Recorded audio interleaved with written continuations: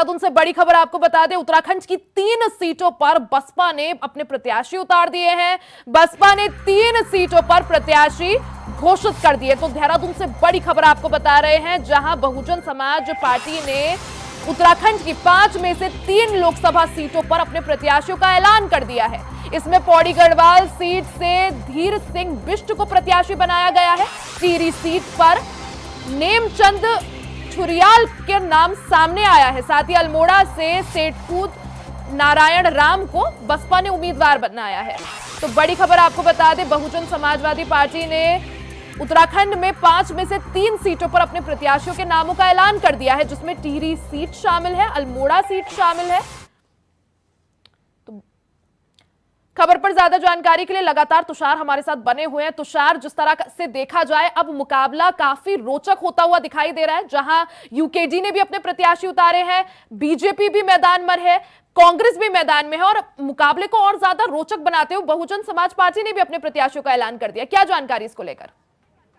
देखिए, बिल्कुल जिस तरह से बहुजन बीएसपी ने भी अपने जो प्रत्याशी हैं वो उतार दिए हैं। टिहरी, पौड़ी और साथ साथ जो अल्मोड़ा सीट है, ये सब पर्वतीय क्षेत्र की सीटें आती हैं और यहाँ पर अधिकतम जो पहाड़ के लोग हैं वो यहाँ पर सीधा जुड़ने की कोशिश की जाती है। बीएसपी कभी भी उत्तराखंड में लोकसभा चुनाव नहीं जीती है, एक भी सीटें अर्जित नहीं है। विधानसभा में जरूर हमेशा से थोड़ा हरिद्वार और नैनीताल की सीटों पर दबदबा रहा है, लेकिन फिलहाल लोकसभा चुनाव में कभी भी अपना एक भी सीट अर्जित बीएसपी नहीं कर पाई है। माना जा रहा है कि हरिद्वार से भी भावना पांडे आज ज्वाइनिंग कर रही है, वो वहाँ पर लड़ सकती है। मजबूती अगर मैं बात करूँ तो जो नुकसान है वो हरिद्वार और साथ साथ नैनीताल और उधम सिंह नगर में जो बड़ी पार्टी है भाजपा और कांग्रेस, उन्हें बीएसपी पहुँचाने का काम करेगी। फिलहाल ऐसा लगता नहीं, क्योंकि मजबूत कैंडिडेट उनके पास नहीं है। तो फिलहाल अभी अगर मैं बात करूँ तो 2 ही मुख्य पार्टी यहाँ पर अभी चुनाव लड़ेगी, जिसमें भाजपा और कांग्रेस है। बीएसपी सिर्फ वोट काटने का काम करेगी बड़ी राजनीतिक पार्टियों का।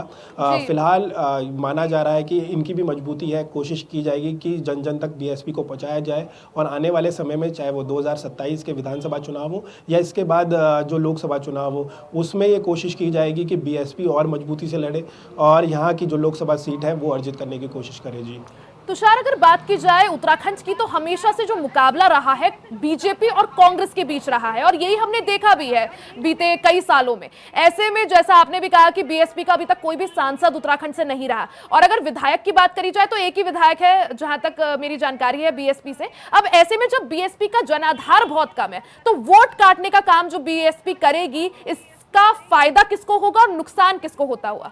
तुषार, देखिए, अगर बात की जाए तो हरिद्वार से 2 सीटें इस बार बीएसपी जीती थी 2022 विधानसभा चुनाव में, जिसमें लक्सर से एक विधायक बना था और मंगलौर से एक विधायक शरबत करीम अंसारी बने थे। शरबत करीम अंसारी की बीते साल मृत्यु होने के बाद उनकी सीट खाली हो गई, तो इसके बाद दोबारा चुनाव बीएसपी लड़ेगी। माना जा रहा है कि बीएसपी अभी स्ट्रांग है, वहाँ पर दोबारा मंगलौर की सीट प्राप्त कर सकती है। लेकिन फिलहाल आपने जिस तरह से कहा कि एक सीट अभी फिलहाल हरिद्वार से लक्सर की सीट विधानसभा से वहाँ पर वो बीएसपी के पास है, तो कहीं ना कहीं जो वोट काटने का काम बीएसपी करती है वो सिर्फ कांग्रेस पे करती है। कांग्रेस से के जो वोट हैं वो उसे नुकसान पहुँचाने की कोशिश बीएसपी करेगी। तो कहीं ना कहीं अगर बीएसपी ने अपना प्रत्याशी उतारा है, और इसमें दूसरा समीकरण भी हम मान सकते हैं कि जिस तरह से कांग्रेस ने हरिद्वार और नैनीताल सीट के अभी प्रत्याशी घोषित नहीं किए हैं, उसी तरह बीएसपी ने भी अभी फिलहाल हरिद्वार और नैनीताल के जो